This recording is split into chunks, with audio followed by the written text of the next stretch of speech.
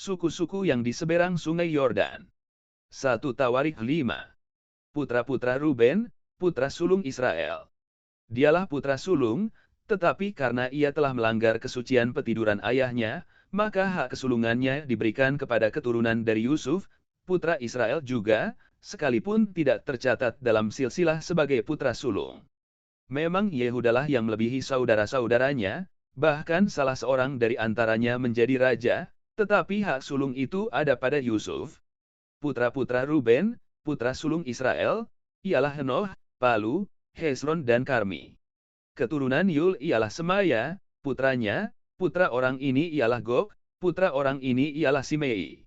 Putra orang ini ialah Miha, putra orang ini ialah Reaya, putra orang ini ialah Baal.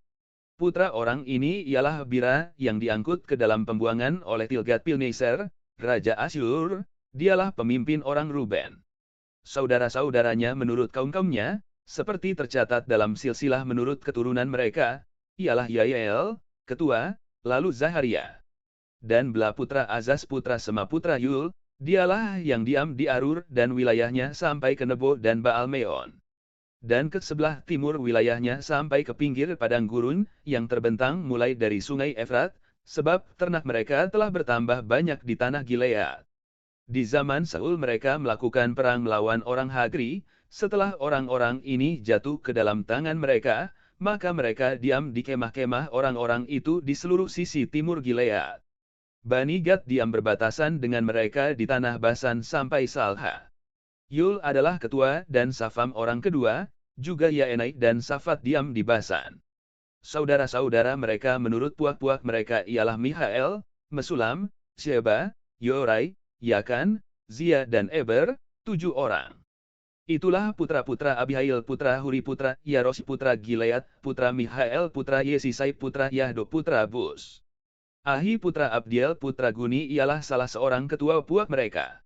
Mereka diam di Gilead, di Basan, dan di segala anak kotanya, dan di segala tanah penggembalaan Saron sampai ke ujung-ujungnya.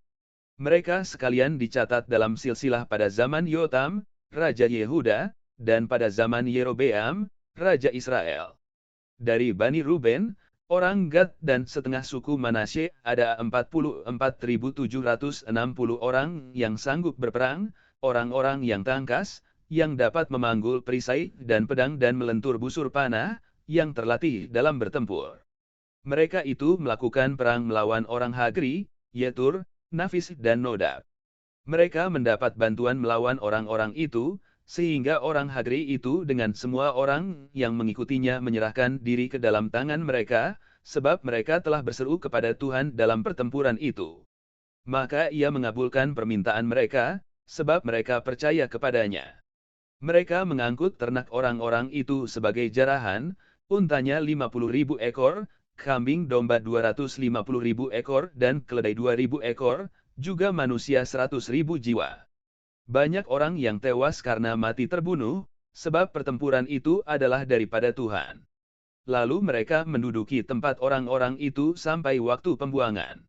Setengah suku Manasye diam di negeri itu mulai dari Basan sampai Baal Hermon, Senir dan Gunung Hermon. Mereka sudah banyak jumlahnya. Inilah para ketua puak-puak mereka, Hefer, Yisei, Eliel, Azriel, Yeremia, Hodawia dan Yahdiel, orang-orang pahlawan yang gagah perkasa, orang-orang yang kenamaan, para ketua puak-puak mereka. Tetapi ketika mereka berubah setia terhadap Tuhan nenek moyang mereka, dan berzina dengan mengikuti segala dewa bangsa-bangsa negeri yang telah dimusnahkan Tuhan dari depan mereka, maka Tuhan Israel menggerakkan hati Pul, yakni Tilgat-Pilneser, Raja Asyur, lalu raja itu mengangkut mereka ke dalam pembuangan, yaitu orang Ruben, orang Gad, dan setengah suku Manasye. Ia membawa mereka ke Halah, Habor, Hara dan sungai negeri Gozan, demikianlah mereka ada di sana sampai hari ini.